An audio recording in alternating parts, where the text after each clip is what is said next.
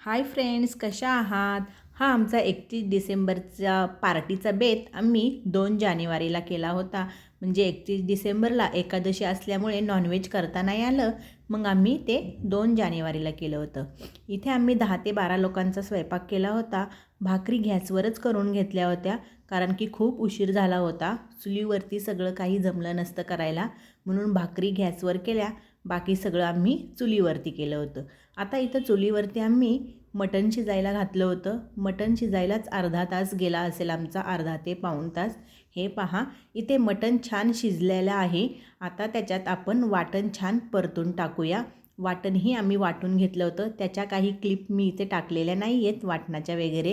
हे पहा, आता इथे वाटण छान परतून घेतलेलं आहे आणि हे वाटण आता आपण त्या मटणच्या रस्स्यामध्ये टाकून घेऊया आणि छान उकळी आणून देऊया त्याला.